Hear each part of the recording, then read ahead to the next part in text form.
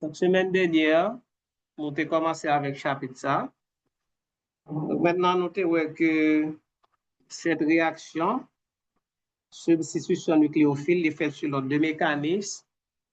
SN1, substitution nucléophile monomoléculaire, et réaction dans laquelle la première étape est réalisée avec le substrat.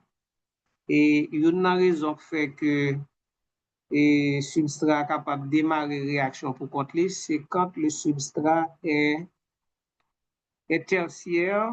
Par exemple, sur un alcool, il y a un halogénoalcane tertiaire, côté que il y a un encombrement stérique, et bien, il faut que le substrat libère le groupement partant pour capable de gagner plus d'espace, ça qui pourra faciliter l'attaque nucléophile dans la deuxième étape.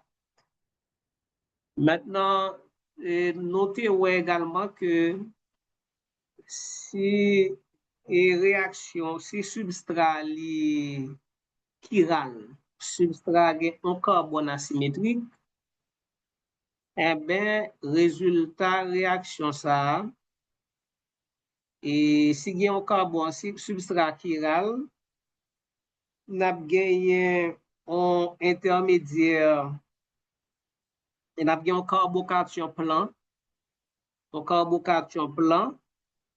et quand le carbocation est plan, et le nucléophile est capable d'attaquer des deux côtés du plan. Donc, il est capable d'attaquer soit à gauche, soit à droite, mais avec la même probabilité. Ce qui fait que dans de telles réactions, on obtient 50% R, 50% S. Donc, quand vous avez 50% R, 50% S, ou encore quand vous avez deux énantiomères à la même concentration, même molarité, eh bien, ça donne un mélange racémique et la réaction est dite non stéréospécifique parce que réaction par bail ion et stéréoisomère spécifiquement. Et par la suite, nous avons quelques facteurs qui sont capables d'influencer la SN1. Donc, nous avons démarré avec SN1. Donc, nous avons quelques facteurs qui sont capables d'influencer la SN1. Maintenant, quels sont ces facteurs? Donc, nous avons la classe du substrat. OK? Donc, quand on parle de classe du substrat, est-ce que c'est un substrat qui est primaire, tertiaire, secondaire ou nulaire? Donc, maintenant, pour la SN1, c'est les substrats les plus stables. Par exemple, on a gagné un carbocation tertiaire, un carbocation secondaire. Donc, il est capable de SN1 parce qu'il gagne un encombrement stérique. Alors que pour un carbocation primaire ou bien nulaire, donc c'est SN2. Cela veut dire que dès la première étape de la réaction, le nucléophile est capable de réagir avec substrat parce que substrat gagne assez d'espace pour que le nucléophile fait attaque. Ok, maintenant nous avons le nucléofuge ou encore le groupement partant. Donc, gagner de mauvais groupements partants, gagner de très bons groupements partants, mais les meilleurs groupements partants, c'est eux-mêmes qui favorisent la SN1. Et ce qu'il faut rappeler, c'est que le nucléophile, alors ça c'est le troisième facteur là, le nucléophile, c'est-à-dire l'espèce chimique et le réactif qui va amorcer l'attaque, qui va amorcer la réaction. Donc, c'est un nucléophile et le nucléophile là, il est supposé plus réactif que nucléofuge là. OK? Plus réactif que nucléofuge là. Donc, c'est ça qui fait que vous avez des, par exemple là, donc, OH-, c'est un groupement partant très réactif. OH-, c'est un groupement partant très réactif. Donc, c'est un mauvais groupement partant. Vous ne pouvez jamais voir une réaction côté que OH- a, alors on a parlé de réaction chimie organique, côté que OH- a libéré tel quel. Parce que ça crée un peu le désordre dans le milieu parce que OH- est trop réactif pour le libérer comme ça. Ça veut dire que c'est un mauvais groupement partant. Donc, OH- a libéré sous forme d'une molécule d'eau. OK? OH- a libéré sous forme d'une molécule d'eau et jamais sous forme OH-. Donc, ici, vous avez la classification des groupements partants. OK? Donc, et tosilate, ioyodure, ce sont les meilleurs groupements partants. Ça veut dire que ça, OH- capable de facilement remplacer tosilate, OH- capable de facilement remplacer Cl-, Br-, parce que OH- est plus réactif que Mwen te pa mwen men ki fè lan, mi fin aksepte mwen men mi kom tou fè men, mi metem de.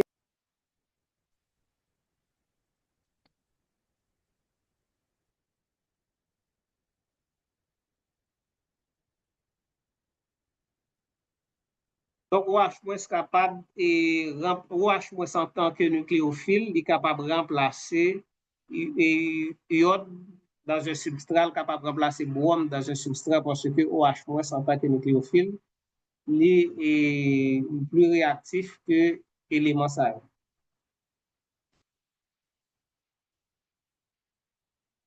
OK. Maintenant, nous allons parler du quatrième facteur qui est capable d'influencer la SN1. Après, nous poursuivrons avec la SN2.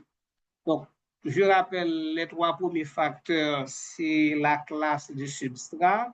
Deuxième facteur, c'est le nucléofuge ou bien groupement partant. Troisième facteur, c'est le nucléophile.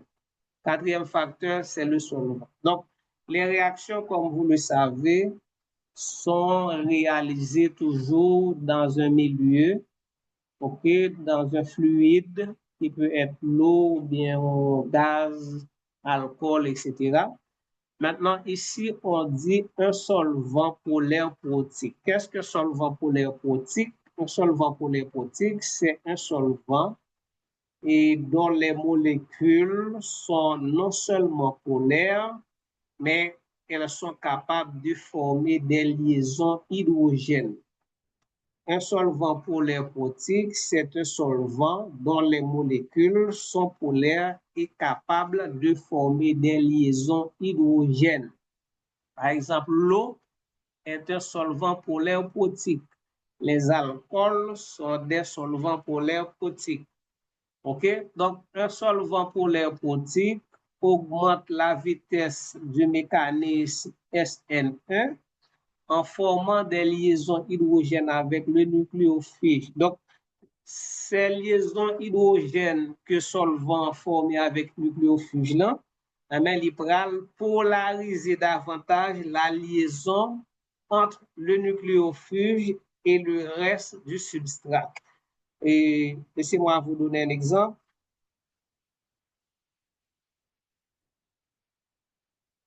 OK, admettons que nous gagnons un halogène-alcane.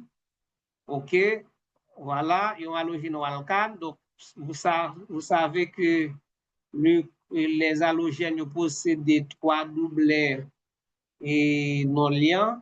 Donc, maintenant, on a dit que nous gagnons le solvant ici, c'est l'eau. OK, donc le solvant, c'est l'eau. Donc, maintenant, l'eau en tant que solvant, il a capacité lui-même pour lui former des liaisons hydrogènes avec l'halogène. OK? Maintenant, la formation des liaisons hydrogènes avec l'halogène, c'est quand même une interaction. OK? C'est quand même une interaction qui va augmenter la polarité de la liaison Rx. OK?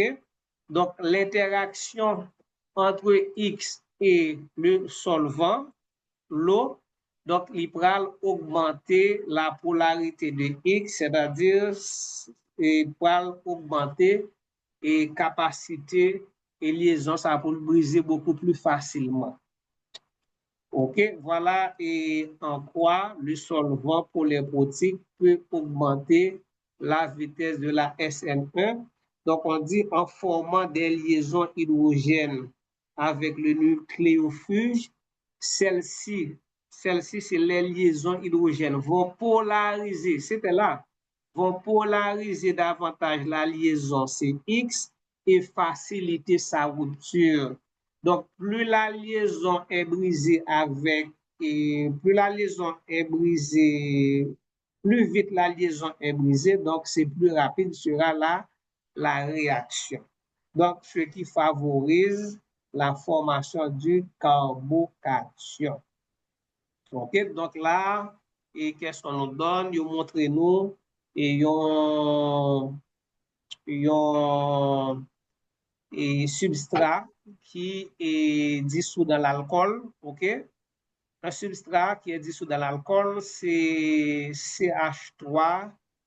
Et là, c'est c'est diméthyl, c'est un bromo de 2 diméthyl-éthane, OK? Donc, qui dissout dans l'alcool. Donc, vous voyez bien que donc, les hydrogènes de méthanol ils ont formé des liaisons hydrogènes avec l'atome de brome. OK?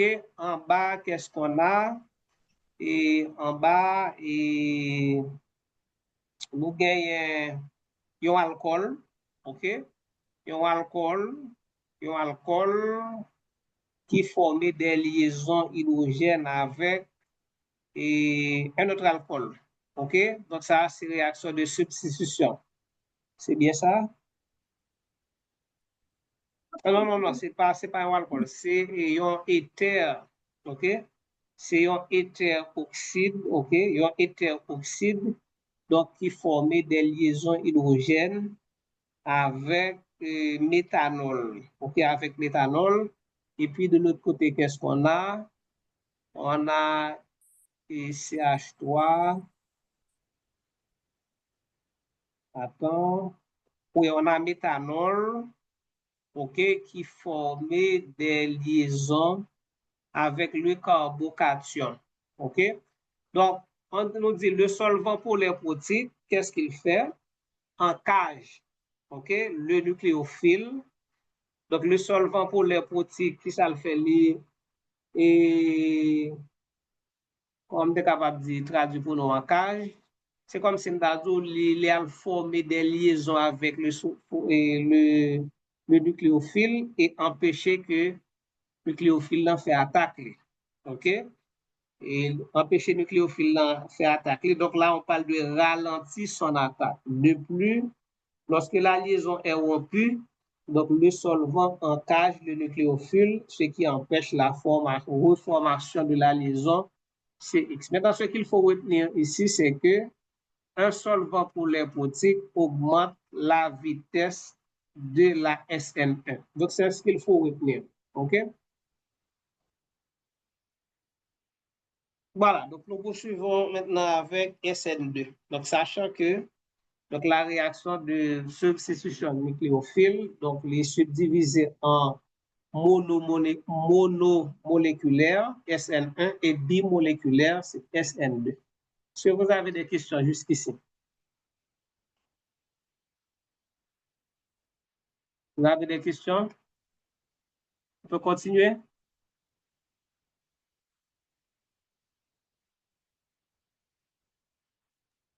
Oui. OK. SN2. SN2. Donc, nous déjà avons la différence là.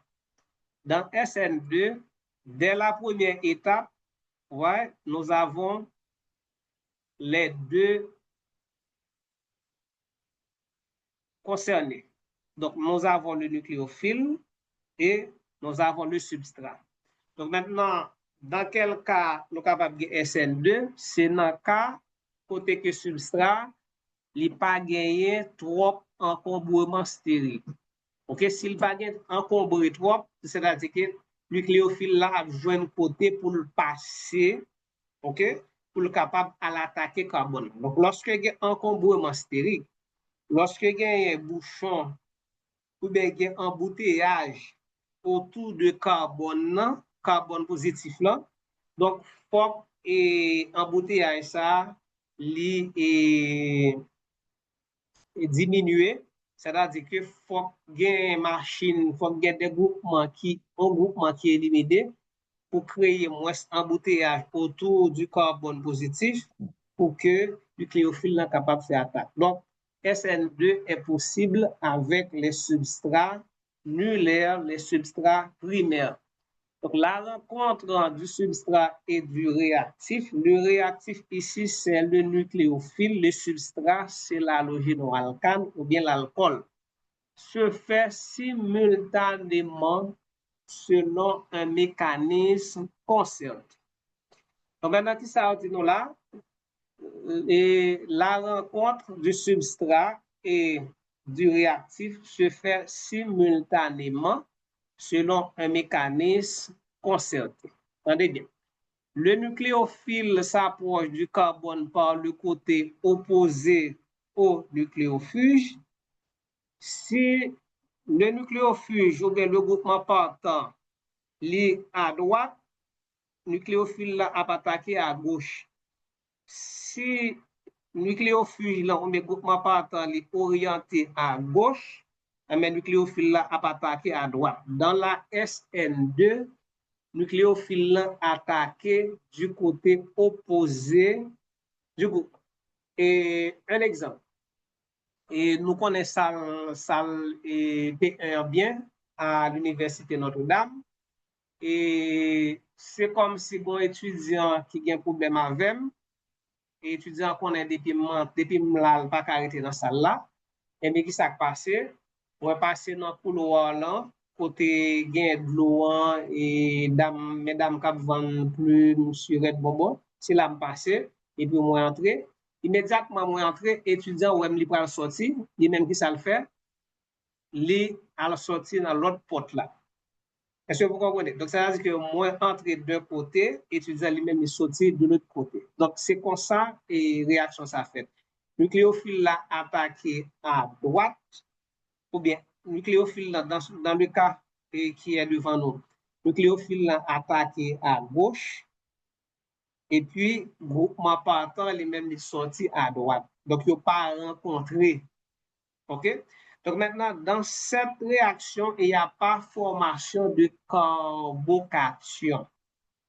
Il y a la formation d'un état de transition, côté que vous gagnez la liaison du nucléophile avec le carbone qui est en train de se former, et puis la liaison entre X et C qui est en train de se briser. OK? Donc, une liaison qui a formé, une liaison qui a brisé. Le processus, ça fait simultanément l'attaque et le départ. Donc, ils fait en même temps. Attaque là avec départ là, ils fait en même temps. Donc, pendant que moi-même m'a entré, étudiant a sorti. Beaucoup fin entrer nettement, étudiant pour qu'on fin sorti, mais c'est ça nous relève état de transition. L'état de transition, c'est que moi a entré même pour arriver à l'installer. OK? Donc, étudiant même, les mêmes tout, pendant que m'a entré pour l'installer, les mêmes l'a sorti, mais pour traverser porte là. Donc, on appelle ça état de transition. Donc, m'a entré, étudiant a sorti, donc c'est cet état de transition. OK? Donc, maintenant, état de transition, ça, il va évoluer vers un état définitif qui parle de le produit. OK?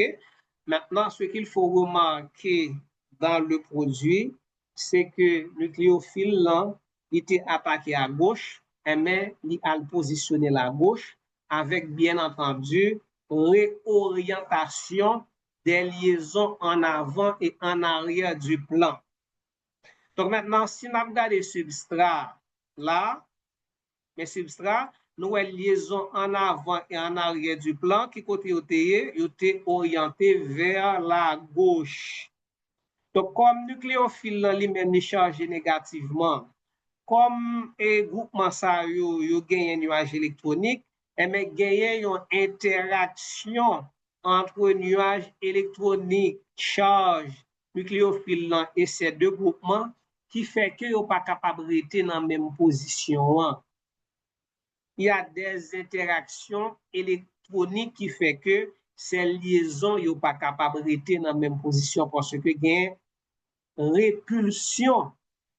Donc, qui ça nous remarqué dans l'état de transition, il y a une autre réorganisation des groupements dans l'espace. État de transition est plus stable que si nous te gagnons et un état de transition avec toujours les liaisons en avant et en arrière du plan orientées vers la gauche. Donc, on a là, si on regarde le produit final là, nous voyons qu'après le départ de X, il y a beaucoup d'espace à droite. Liaison en avant et en arrière du plan dit, bon, si il y a espace à droite, nous n'avons pas d'intérêt pour nous rester collés trop avec monsieur ça, qui a poussé nous. Donc, en nouveau école à droite, les mêmes là jouent plus d'espace pour nous réorganiser. OK? Donc, ça vient faire que nous venons gagner et liaison en avant et en arrière du plan qui viennent changer de position et on appelle ce produit inversion de Walden. Alors, pourquoi on l'appelle inversion de Walden? Est-ce que nous avons dit ça là? Non, je vais quitter le mardi après et je vais expliquer ça après.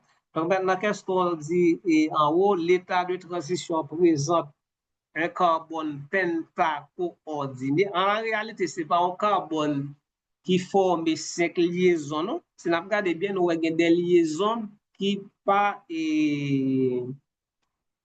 comme des ça, c'est des liaisons qui en transition. OK? Donc, il y a un qui a formé, il y a un qui a brisé. OK? Donc, où la liaison CX commence à se rompre, alors que la liaison NUC commence à se former. Donc, les 3 autres liaisons sont coplanaires.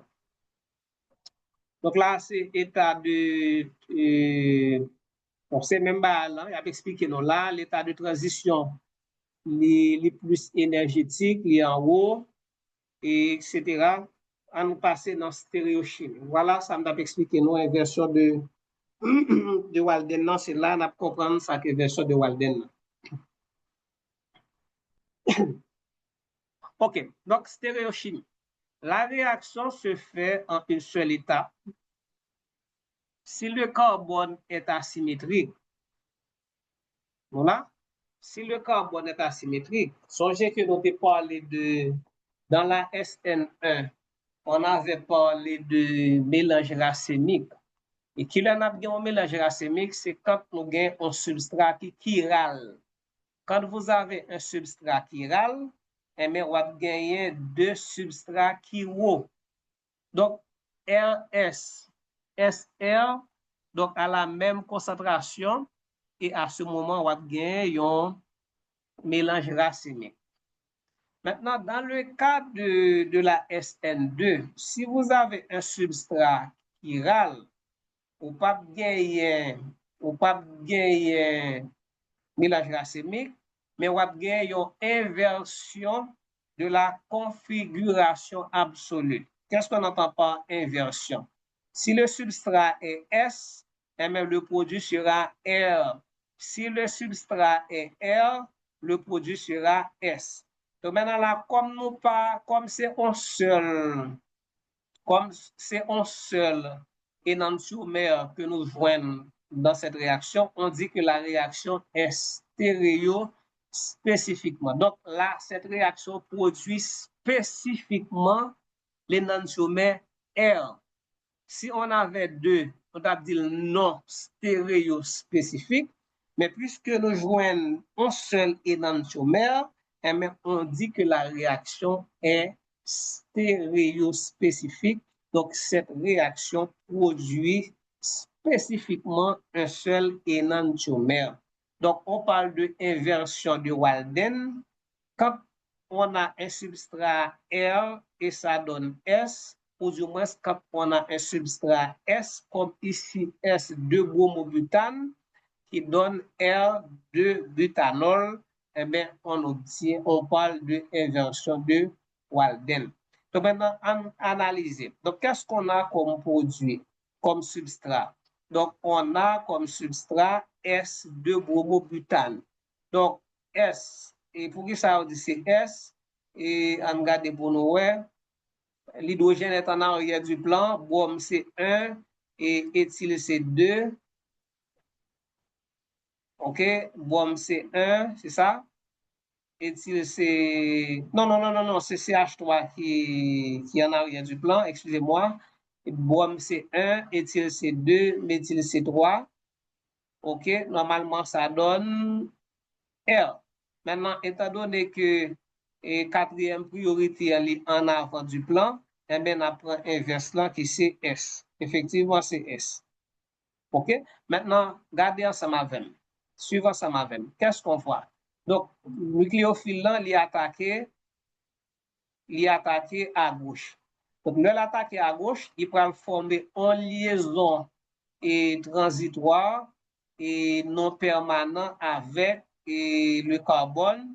Donc, liaison, ça veut dire que liaison entre carbone et OH, c'est une liaison qui a formé, qui est en train de se former, alors que la liaison entre carbone et Br qui est présentée en pointillé, il veut dire son liaison qui est en train de se rompre, okay, de se briser. OK?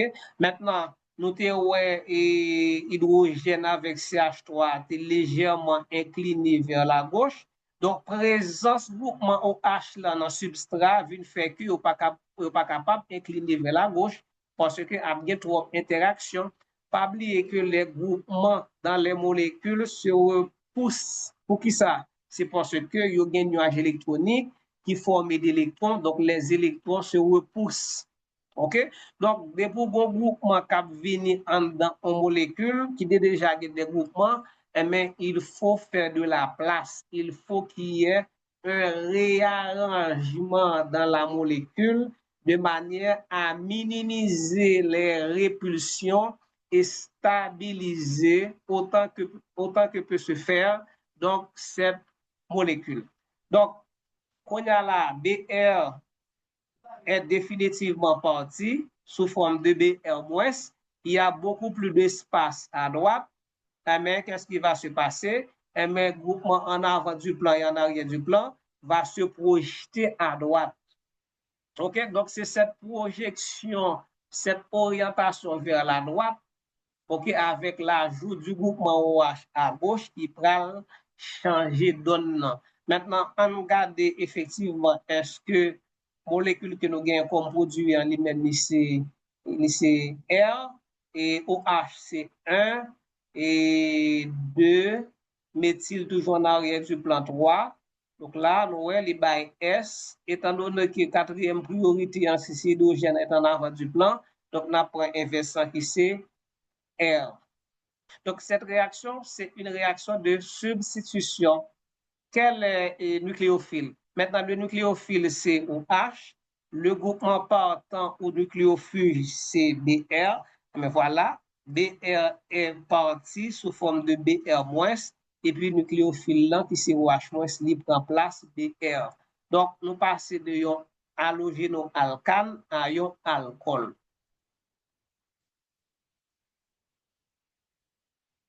OK. Donc, cette réaction, ici, on a ce qu'on appelle une inversion de configuration.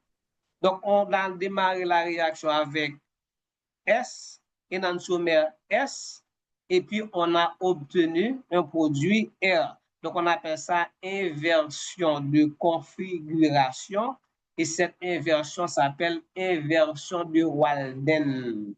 Donc, on obtient un seul énantiomère. Quand on obtient un seul énantiomère, la réaction est dite stéréospécifique. Quand on obtient deux énantiomères, la réaction est dite non stéréospécifique. Donc, maintenant, vitesse de la réaction. Donc, vitesse, ça dépend de K, c'est la constante de vitesse, multipliée par la concentration du substrat et du réactif, puisque dans la première étape, donc tout deux est là, donc c'est-à-dire que vitesse réaction elle dépend de la présence, de la concentration de tout le monde qui était là au moment du déroulement, du démarrage de la réaction. Donc, c'est une réaction bimoléculaire d'ordre 2, car la vitesse de la réaction est proportionnelle à la concentration du substrat et du réactif nucléophile.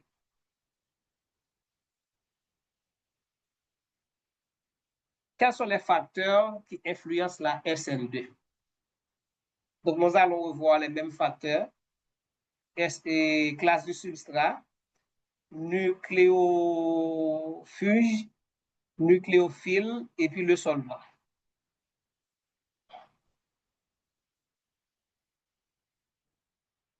Alors, SN1, l'ordre de réactivité pour la SN2 est inverse de celui observé pour la SN1. Donc, si SN1 est fait avec les substrats qui sont stables, mais SN2 est fait avec les substrats qui sont instables, ou du moins, est fait avec les substrats primaires et secondaires essentiellement. Donc, maintenant, qu'est-ce qu'on dit en bas? L'encombrement stérique augmente avec la classe du substrat. OK? Donc, nous, qui substrat qui facilite SN1, c'est primaire, c'est substrat méthyle, primaire, méthyle, c'est au même qui favorise la SN2. SN2, nous avons l'impression de dire SN1, non, c'est SN2, parce que pas gagné vraiment, moins encombrement stérique par rapport au substrat secondaire néopentyl tertiaire. OK? Donc, si SN1 est favorisé par les substrats encombrés, SN2 est favorisé par les substrats moins encombrés. Primaire, méthyle, alors que tertiaire, néopentyl, secondaire, donc il faut favoriser la SN1. Nature du nucléofuge, de même que pour la SN1, plus une liaison est polarisable, plus sa rupture est facile. OK? Donc, c'est même effet. Donc, si vous avez plus groupement partant capable d'aller facilement, c'est plus la favoriser réaction. Donc, c'est même pour donc, ça veut dire que si vous avez tosilate comme groupement partant, la favoriser SN2 parce que tosilate, c'est l'un des meilleurs groupements partants. Si vous avez pas dit I gagne 4 ou 5, oui, 5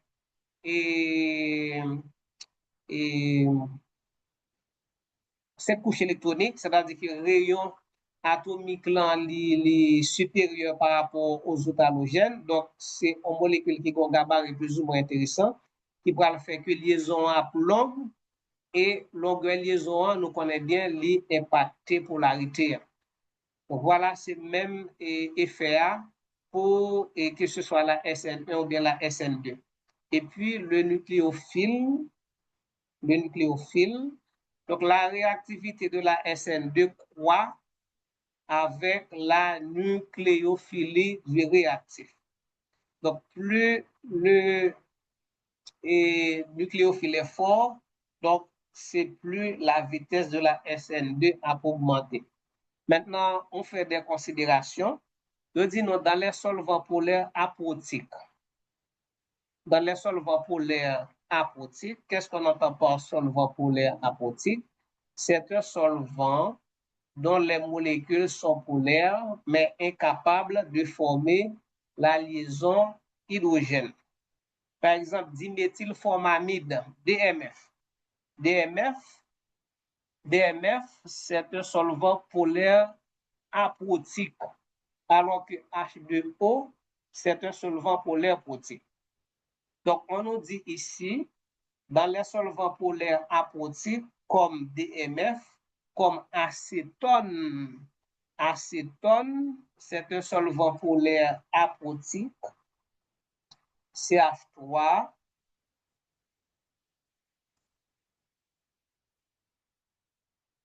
liaison CO,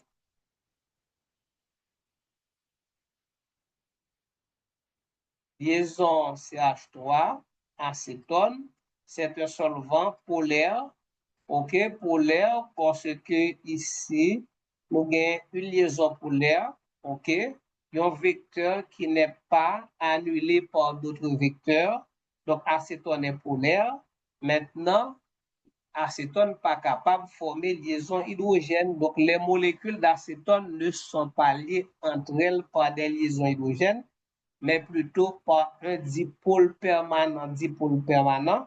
Donc, c'est un solvant polaire aprotique.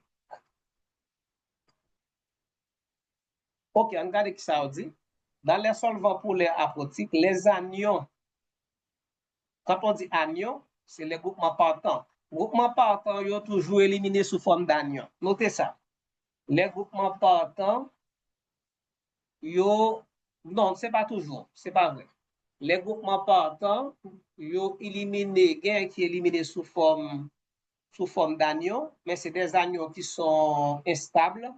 Non, c'est des anions qui sont oui, qui sont stables, comme Cl-, comme I-, Br-. Ce sont des anions qui stables, qui sont très peu réactifs. Ce sont des bases faibles. OK? Ils sont capables d'éliminer sous forme d'une molécule neutre comme l'eau, OK, comme l'eau ou bien NH3. OK, donc on nous dit ici dans les solvants polaires protiques, les anions sont moins solvatés. Oui, les anions sont moins solvatés et la solvatation les résulte de la réaction entre, par exemple, si vous avez le NaCl qui est dissous dans l'eau, le NaCl qui est dissous dans l'eau, donc vous allez avoir le Na+, et d'un côté, qui va être entouré de molécules d'eau, ouais, qui va être entouré de molécules d'eau, donc c'est ce qu'on appelle la solvatation. OK?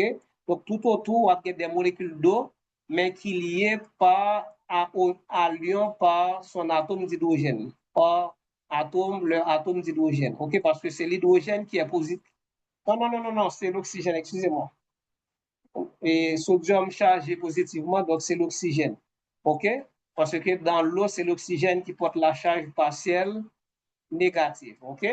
Donc, voilà. Donc, c'est ce qu'on appelle la solvatation, sur le fait que les molécules d'eau établissent des interactions avec les ions. Et cette interaction, qui ça le fait empêcher que l'ion réagisse pour retourner by et composé qui était dissout là. Donc, d'un côté, vous avez le Na+, qui est entouré de molécules d'eau via leur oxygène. De l'autre côté, vous avez Cl-, okay, qui est entouré de molécules d'eau, mais cette fois-ci à travers leurs atomes d'hydrogène qui est positif.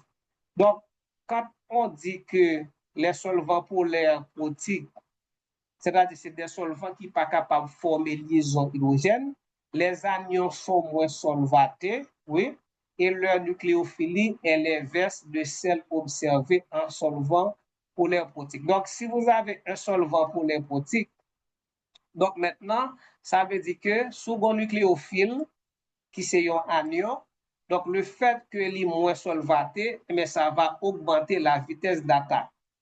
OK? Alors que si nous avons un nucléophile qui dissout dans l'eau, l'eau est capable de former des interactions avec le nucléophile, interaction que l'eau peut former avec le nucléophile via des liaisons hydrogènes a diminué la vitesse d'attaque du nucléophile. Est-ce que vous comprenez? OK?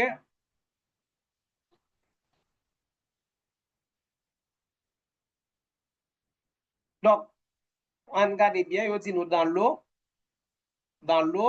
donc vous gagnez ion iodure qui est plus nucléophile que bromure, et bromure plus nucléophile que chlorure, etc. Alors que dans DMF, c'est l'inverse. C'est l'inverse, OK?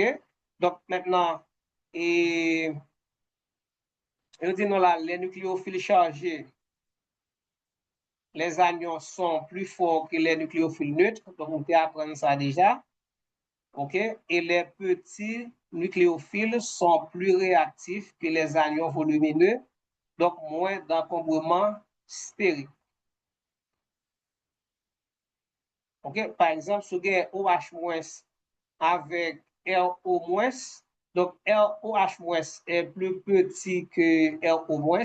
Donc, OH- a pas attaqué. Vitesse d'attaque OH- est plus rapide que RO-. Donc, les petits nucléophiles sont plus réactifs que les anions volumineux, donc moins d'encombrement stérique.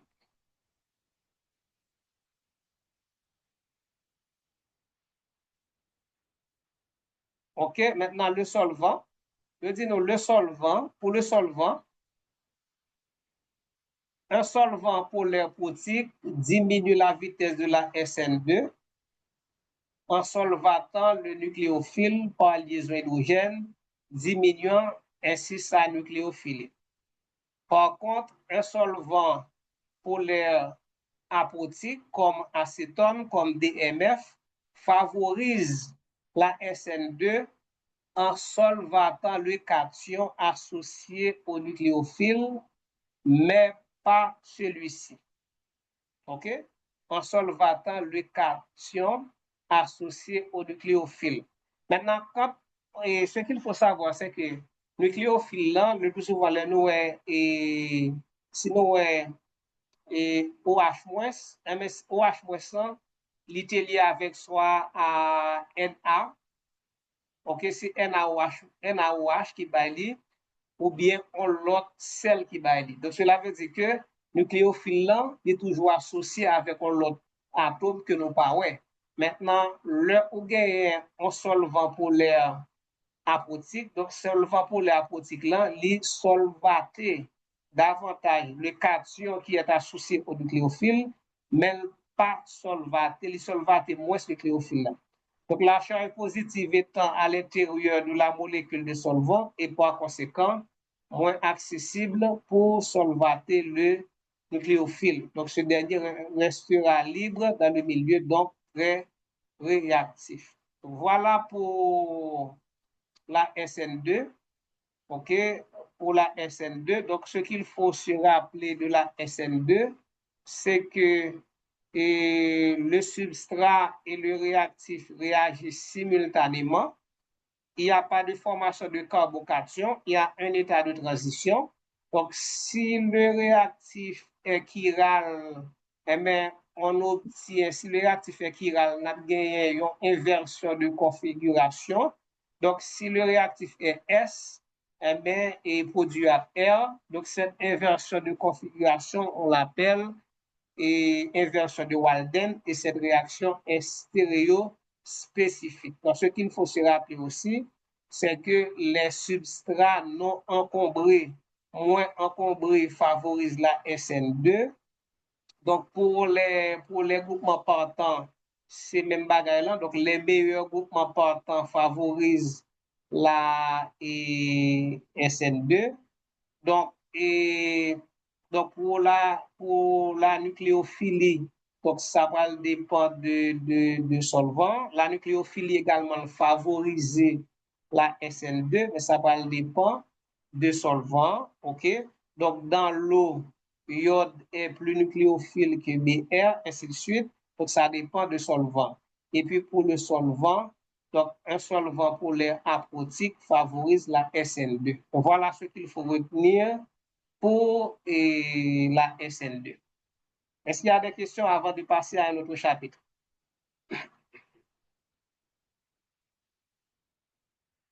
Y a-t-il des questions?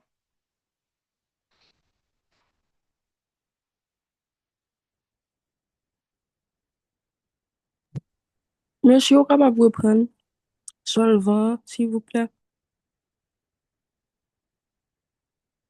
Écrit ici, on dit un solvant polaire protique diminue la vitesse de la SN2. Un solvant polaire aprotique augmente la vitesse de la SN2. C'est ce qu'il faut retenir. Solvant polaire protique diminue la vitesse de la SN2. Solvant polaire aprotique augmente la vitesse de la SN2.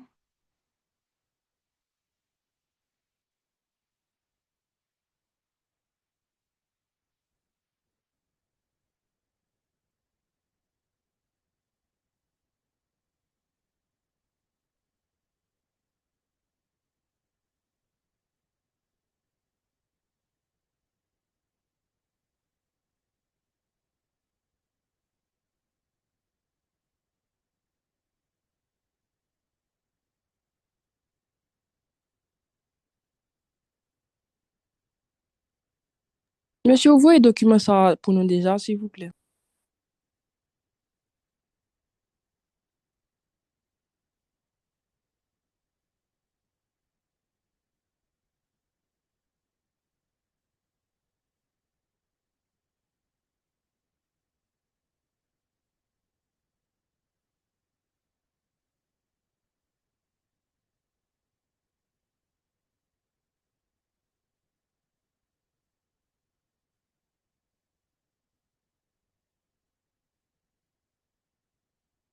Ok, donc on va passer aux réactions d'élimination, mais on fait une pause de 10 minutes et on revient à 2h05 pour continuer avec les réactions d'élimination.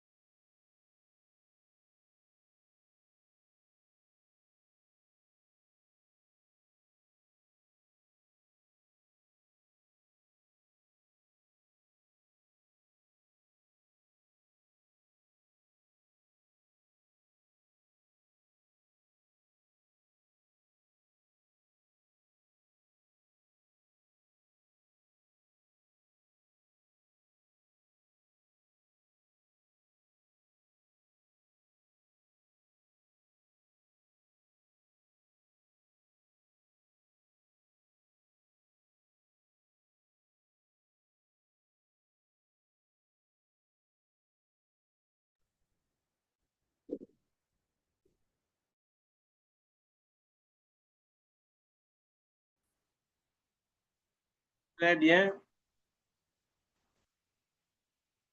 OK, nous allons parler des réactions d'élimination. Il y a deux types de réactions d'élimination qu'on a pour. Nous avons une réaction d'élimination tout court, et puis nous avons une réaction. Non. Oh, excusez-moi, je me suis trompé. Et mal confondre réaction de substitution électrophile aromatique avec élimination. Non, désolé. Et on a parlé seulement d'une seule réaction d'élimination. Il n'y en a pas deux.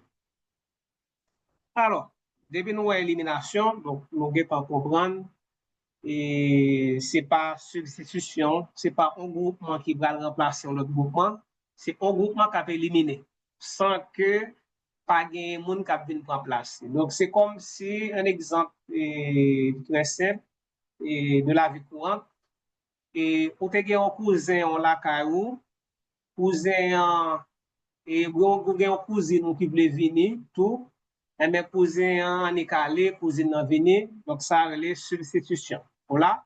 Mais dans le cas où cousin allait et pas de monde qui remplace, donc c'est une réaction d'élimination.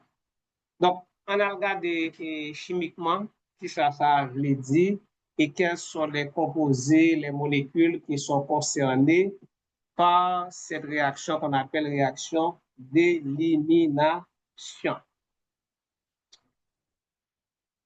En chimie organique, une élimination ou bêta-élimination, n'importe où ça c'est bêta. Une élimination est une réaction qui transforme un alcane substitué. OK? Alors, bon, on va sous thème ça pour nous capables de comprendre ça veut dire. Et nous parler de substitution, c'est lorsque nous gagnons un alcane et puis un hydrogène, l'autre groupement prend place sur hydrogène. OK? Par exemple, là, nous gagnons éthane. Donc, éthane, c'est un alcane. Donc, il n'y a pas de substituant. Est-ce que vous voyez? Il n'y a pas de substituant. Maintenant, si je prends un hydrogène, par exemple, là, je CH3, je transforme en CH2. Je prends un hydrogène, je remplace par OH. Est-ce que nous là? Donc là, moi, j'ai un alcane substitué. Peut-être que ça. Parce que le groupement hydroxyle lui prend place sur hydrogène dans cet alcane qu'on appelle éthane. OK? Donc, nous sommes capables de gagner avec un atome de chlore.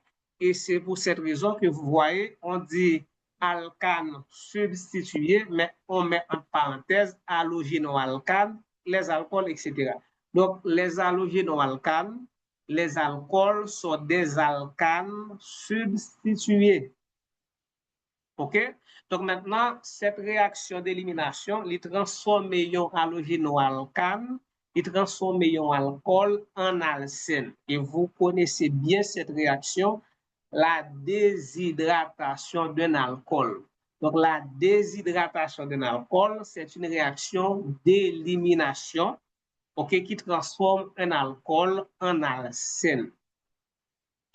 Regardez.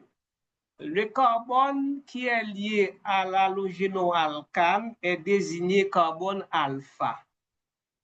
J'espère que nous comprenons ça. Le carbone qui est lié à l'halogénoalcane est désigné carbone alpha. Voici le carbone alpha. Et le carbone voisin ou les carbones voisins, carbone alpha est capable de plusieurs carbones qui lient ensemble avec. OK là, regardez, ça c'est carbone alpha. Carbone, et puis si c'est carbone. Donc, tout carbone qui est adjacent au carbone alpha, tout carbone qui est voisin au carbone alpha, on les appelle carbone bêta. Donc, en sorte que dans un substrat, on est capable de gagner un carbone alpha, on est capable de gagner 3 carbones bêta, on est capable de gagner 2, on est capable de gagner un seul. OK? C'est clair pour tout le monde? Donc, le carbone qui est lié à l'halogénoalcane est désigné carbone alpha. Et tout l'autre carbone qui est lié avec carbone alpha est désigné carbone bêta. Donc maintenant, l'élimination concerne carbone bêta et carbone alpha. Donc carbone bêta, carbone alpha l'a perdu halogènement ou bien l'a perdu groupement OH là. Et carbone bêta a perdu un proton. J'aime dire proton, ça veut dire que l'hydrogène n'a pas les 100 électrons. Si l'hydrogène a les 100 électrons, ça a prêté doubler, et mais doubler ça qui sera le faire, le former une double liaison entre carbone bêta et carbone alpha. OK? Donc voilà la double liaison ici. Donc ici c'est le carbone bêta et puis qui perdu un hydrogène, il te gagné et hydrogène n'a quitté liaison, nous flèche là, et mais liaison vient former une deuxième liaison entre carbone bêta et alpha, ça qui baille une liaison double, d'où la formation d'un alcène. Et puis nous gagnons qui est éliminé, ok, sous forme d'anion, mais sauf que ici, il y a un autre élément qui est impliqué dans la réaction, c'est une base. Donc, pour l'élimination du proton, donc cette réaction fait appel à une base et c'est une base forte. OK? Donc, pour l'élimination du proton, donc c'est une base qui apprend proton et ça fait nous, ici là, nous avons BH qui signifie que base là, les attaques proton, former un composé ensemble avec et puis liaison qui retient, là, former en double liaison. Donc, ici, qu'est-ce qu'on vous donne? On vous donne le bilan d'une élimination sur un substrat saturé. OK? Donc, en fait, si vous regardez bien là, je dis non, et une élimination correspond, OK, au remplacement de deux liaisons sigma par une liaison pi. Une des liaisons sigma, c'est la liaison CX, OK, qui est partie. Et puis nous avons la liaison sigma CH, mais les mêmes qui viennent former un doublet pi. Donc, si nous regardons bien, dans le substrat, combien de liaisons nous avons gagné? Nous avons 7 liaisons. C'est ça?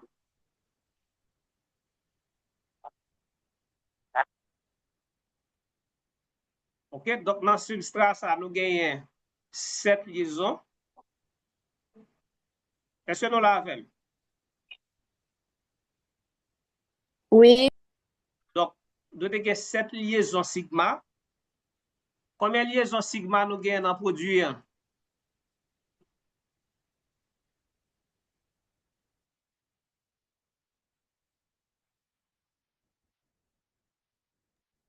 5. Nous avons 5 liaisons, très bien. Donc, nous passons de 7 à 5.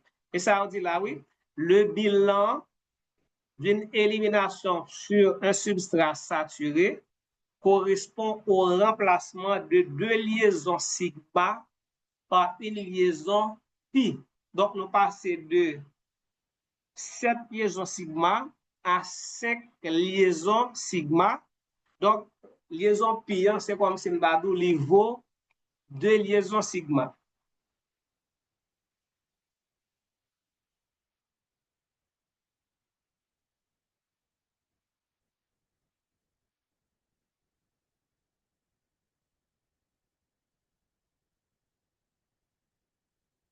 OK. Donc, pas oublier que pour cette réaction, nous avons besoin non pas d'un nucléophile, mais d'une base forte.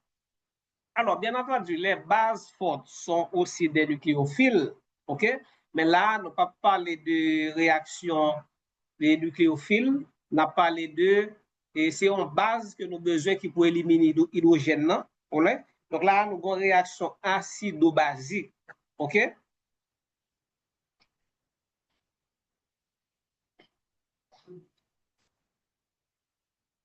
OK, donc les réactions d'élimination sont favorisées par une élévation de température et la présence de groupements basiques puissants.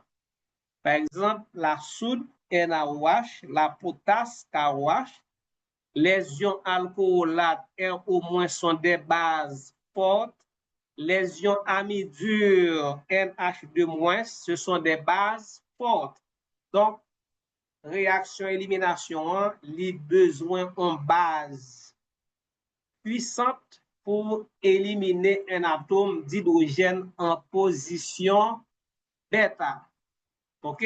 Donc, pas oublier que c'est le carbone alpha, le ou les carbones bêta qui sont concernés par la réaction d'élimination. Maintenant, à l'instar de la réaction de substitution nucléophile, il y a deux types de réactions d'élimination. Élimination unimoléculaire E1 et élimination bimoléculaire E2, deux types qui sont différents et selon mécanisme. Donc, nous allons regarder l'élimination unimoléculaire là, qui ça là-dedans. Unimoléculaire, c'est même genre avec l'autre là, le fait en deux étapes. En première étape, côté que il y a la formation de carbocation, OK? Et dans la deuxième étape là, base là, li attaquer, li font déprotonation. Voilà, la base fait une déprotonation. L'hydrogène part sans électron, le doublet qui reste est attiré par le carbone positif pour former un autre doublet qui va venir en double liaison. Un instant.